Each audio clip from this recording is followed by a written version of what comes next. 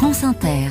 Les chroniques littorales convoquent un grand écrivain ce matin. Bonjour José-Manuel Lamarque. Bonjour Mathilde Munoz. Vous nous avez apporté un livre consacré à l'œuvre maritime de Jules Verne. Jules Verne, oui, mais le titre est suivi par Planète Océan. Cet ouvrage de Paul Tréguer, océanographe, professeur émérite à l'Université de Brest, le fondateur de l'Institut universitaire européen de la mer, Paul Tréguer revisite le monde marin de Jules Verne sous la forme d'une trilogie des voyages extraordinaires de Jules Verne, les enfants du capitaine Grant, jusqu'à l'île mystérieuse, sans oublier bien sûr 20 milieux sous les mers. Mais Paul Tréguer, pourquoi commencer votre ouvrage avec l'expédition scientifique du navire britannique HMS Challenger ? Eh bien, parce qu'en fait, dans cette trilogie de Jules Verne, le centre est 20 milieux sous les mers. Il se trouve que c'est à peu près la distance parcourue par le HMS Challenger, qui, on peut dire, a révolutionné les connaissances des scientifiques et du monde sur la mer. Sur une circumnavigation. Sur une circumnavigation. Et donc Jules Verne, après, se serait inspiré du Challenger ? Alors, c'est mon hypothèse, bien sûr. Oui.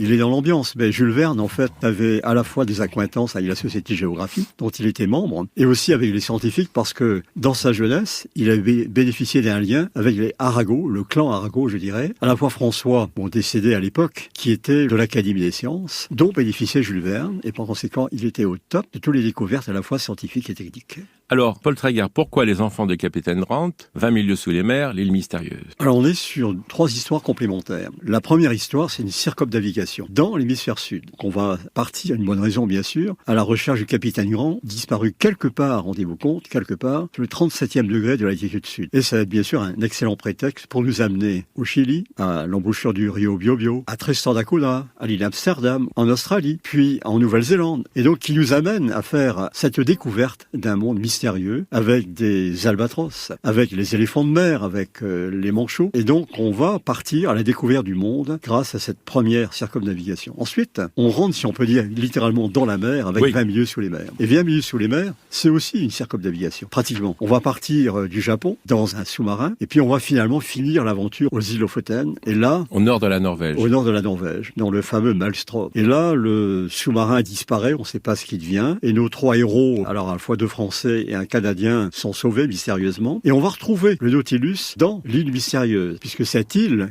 qui est précisément située sur le 37e degré de la latitude sud, vous voyez, la relation avec les enfants du capitaine Grant. C'est ça, on y retourne. Eh bien, on va effectivement retrouver cette île qui est mystérieuse. Pourquoi ? Parce que nos colons américains, échappés de la forteresse de Richmond, une forteresse sudiste, assiégée, ils vont s'échapper en ballon directement, excusez du peu, jusque dans l'hémisphère sud. Eh bien, ils ont avec eux leurs vêtements, leurs chaussures, ils n'ont rien, mais grâce à leur connaissance scientifique, à la fois des ressources minérales et des ressources biologiques, ils vont réussir à vivre bien, et de temps en temps, bien sûr, des accidents, d'où ils sortiront grâce à une intervention mystérieuse, découvrée de qui ? Du fameux capitaine Nemo. Le prince Dakkar. Le prince Dakkar, voilà, ils sauront que c'est le prince Dakkar à ce moment-là. Donc, c'est-à-dire un Indien dont la famille a été martyrisée et même éliminée par les Anglais. Et donc, l'affaire se boucle en quelque sorte, et l'île mystérieuse donne la clé aux 2 autres romans. Et vous, la clé, à travers cette trilogie, c'est de nous faire comprendre l'océan. Tout à fait. Parce que c'est un roman à clé. La clé, c'est l'océan. La planète océan, n'est-ce pas ? Plus de 70% de la surface de la Terre, c'est de l'océan. Plein de ressources biologiques, comme le montre Jules Verne. Plein de ressources géologiques également. Et qui, si on le respecte, finalement, peut faire vivre Homo sapiens,